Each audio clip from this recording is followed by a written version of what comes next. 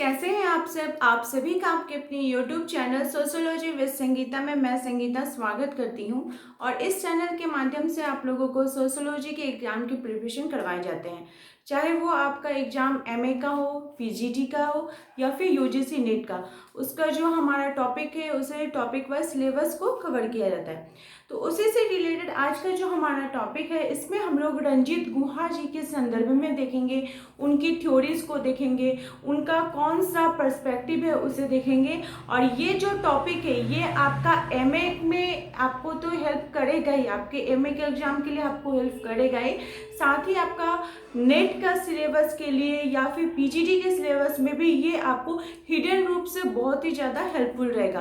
तो चलिए क्लास को हम लोग स्टार्ट करते हैं। रंजीत गुहा जी का, इनकी थ्योरी को जानने से पहले इनकी हम लोग थोड़ी बायोग्राफी को देख लेते हैं। तो रंजीत गुहा जी का जन्म 23 मई 1922 को वेस्ट बंगाल के वकरगंज में हुआ था। और अगर इनकी मृत्यु की बात की जाए तो इनकी मृत्यु 28 अप्रैल 2023 यानी इसी ईयर इनकी मृत्यु हुई है। और इनकी मृत्यु ऑस्ट्रिया के वियना वुड्स में हुई थी। तो ये कम से कम 100 साल तक जीवित रहे थे। और इनकी जो पर्सपेक्टिव है, इनकी जो थ्योरी है, उसे बोला जाता है सबल्टन पर्सपेक्टिव या अधीनस्थ परिप्रेक्ष्य। इसको मातहत का कहीं कहीं सिद्धांत भी आपको देखने को मिलेगा, दलतवादी परिप्रेक्ष्य के नाम से भी आपको जानने को मिलेगा। और मेरी ये कोशिश रहेगी कि मैं आप लोगों तक तो इतनी इजी वे में से बता सकूं ताकि इसको आप लोग अच्छे प्रकार से समझ लें और इसको फिर डील करके आपको लिखने में कोई दिक्कत ना हो।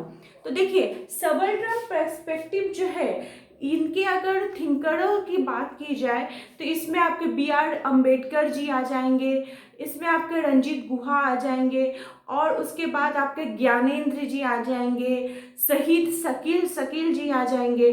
तो इन सभी ने क्या किया था कि सबल्टन पर्सपेक्टिव की बात की थी। तो बी.आर. अम्बेडकर जी की तो क्लास मैं पहले ही करवा चुकी हूँ, जो कि प्लेलिस्ट में है, आप लोग उसको जाके देख सकते हैं। आज हम लोग मेनली देखेंगे रंजीत गुहा जी के संदर्भ में। तो इनकी थ्योरी को जानने से पहले हम लोग देख लेते हैं इन्होंने कौन कौन से बुक्स की रचना की थी। क्योंकि बुक से क्या होता है कि हम लोग को एक पता चलता है, एक जानकारी मिल जाती है जो थिंकर है वो किस संदर्भ में लिखना चाहते हैं। तो इनकी इम्पॉर्टेंट बुक है a rule of property of Bengal, जिसमें इन्होंने बंगाल का जो सेटलमेंट सिस्टम है उसके बारे में बात की थी। इस बुक की रचना इन्होंने कब की थी? 1963 में। नेक्स्ट इनकी बुक है elementary aspect of peasant in surgery in colonial India. Peasant यानी कृषक समाज के संदर्भ में वे बात करते हैं। और ये बुक की रचना इन्होंने कब की थी? 1983 में। और इसमें वे बात करते हैं कि जो औपनिवेशिक भारत है उसमें विरोध का जो प्रारंभिक स्वरूप है वो किस प्रकार सा है, और वो जो प्रारंभिक स्वरूप था जिसके फलस्वरूप जो कृषक समाज है उनकी स्थिति क्या है, इसमें उन्होंने इस बुक में बात की है।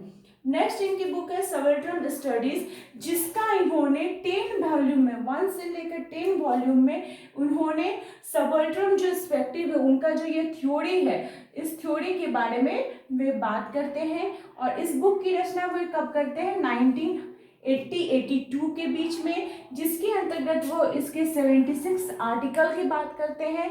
और इसी में इन्होंने रिसर्च पेपर, इनका जो शोध पत्र था, इसमें इन्होंने लिखा है। नेक्स्ट इनकी इंपॉर्टेंट बुक है the structure of scientific revolution, जो क्रांति हुई, जो वैज्ञानिक क्रांति हुई है समाज के अंतर्गत, उसके बारे में बात करते हैं। अब हम लोग क्या करते हैं कि जो रंजीत गुहा जी है इनकी थ्योरी को समझते हैं। तो इनकी थ्योरी क्या थी? सबल्टन पर्सपेक्टिव, जिसे अधीनस्थ परिप्रेक्ष्य बोला जाता है। देखिए, बी.आर. अम्बेडकर की बात की जाए या रंजीत गुहा जी की बात की जाए, तो जैसे इन लोगों ने बताया है या फिर हम लोग देखते हैं कि जो सोसाइटी है, हमारा जो समाज है, इसमें 2 तरह के लोग पाए जाते हैं। एक तो हो गया शोषक वर्ग और एक हो गया शोषित वर्ग। शोषक वर्ग के अंतर्गत जहां बी.आर. अम्बेडकर जी ने बात की है, जो उच्च समाज के लोग होते हैं, जो उच्च वर्ण के लोग होते हैं, वे लोग क्या करते हैं, जो निम्न जातियां होती है, मेनली जो दलित जातियां चीज़ें होती हैं, जो लो कास्ट के लोग होते हैं, जेंडर इसमें आ जाएगा, कास्ट आ जाएगा, आपका पीजेंट सोसाइटी आ जाएंगे, फार्मर्स आ जाएंगे, लेबर्स आ जाएंगे, इनको क्या करते हैं वे लोग शोषण करते, एक तरह से शोषण उनके अंतर्गत किया जाता है।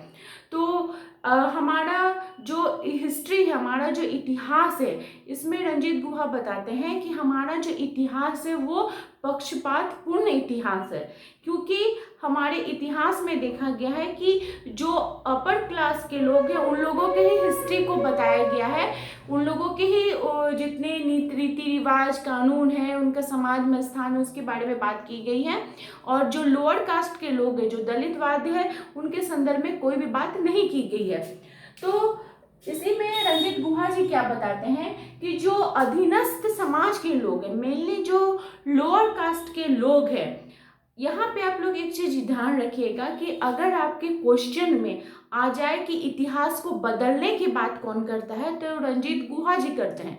वे बोलते हैं कि इतिहास की फिर से रचना करनी चाहिए, क्योंकि जो इतिहास है, इतिहास में मतलब क्या हो गया कि जैसे आप उपनिषद ले लीजिए, कोई भी पुराण ले लीजिए, तो उसमें क्या किया गया है, जो अपर क्लास, जो हायर क्लास के लोग हैं, उन लोगों के लिए कुछ विशेषताएं बताई गई हैं, और जो लोअर क्लास के लोग हैं उन लोगों के लिए कुछ निर्योग्यताएं बताई गई।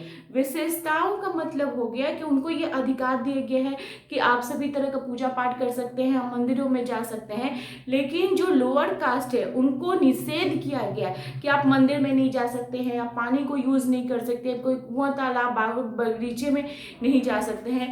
तो ये सभी की बात कौन करते हैं, रंजीत गुहा जी करते हैं। बोलते हैं कि उनका जो हिस्ट्री है वो हिस्ट्री हमें क्या बताता है कि जो अपर क्लास है उनको अधिकार दे दिया गया है, और उस अधिकार के फलस्वरूप वो और ऊपर उठते जा रहे हैं, और जो लोअर क्लास के लोग हैं उन्हें ये अधिकार दिया गया है, जिसके कारण उनका दमन होता आ रहा है। हमारा इतिहास ही हमें क्या दे रहा है, दमन करने का अधिकार दिया गया ये इनके द्वारा। तो इनका जो थॉट है वो क्या सोसाइटी में हो सकता है, इनके थॉट को अगर हम लोग देखें तो वो एक आलोचनात्मक हमारे सिद्धांत के अंतर्गत आएगा, क्योंकि सोसाइटी में ये आज की बात नहीं है, ये हमेशा से ही बनी आई है।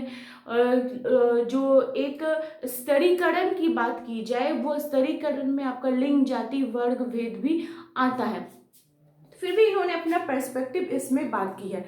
तो यही था रंजीत गुहा जी का सबल्ट्रम पर्सपेक्टिव, जिसमें वे बोलते हैं कि हमें इतिहास को बदलना चाहिए, और बदलने के बाद जो निम्न जाति के लोग हुए, जो दलित वर्ग के लोग हुए, जिनका मेनली क्या होता है कि वे लोग अपने अधिकार क्षेत्र से वंचित रहते हैं, और उस जगह पे रहते हैं जहाँ पे उन्हें अधिकार के सब सुविधाएं नहीं प्राप्त होती, तो उन्हें वो सारी सुख सुविधाएं जैसे प्राप्त हो कर सके, इन सभी की बात कौन करते हैं, तो रंजीत गुहा जी करते हैं। तो आई होप आप लोगों को आज की जो थ्योरी है और आज के जो थिंकर है उनके थॉट्स अच्छे प्रकार से समझ में आ गए होंगे। इसी प्रकार से मेरे चैनल के साथ बने रहिए, और अगर आपको कोई भी क्वारीज है तो प्लीज़ मुझे कमेंट करके बताइए, मैं उसे ज़रूर आप तक पहुंचाने का कोशिश करूंगी। मेरे चैनल के साथ बने रहने के लिए आप सभी का थैंक यू।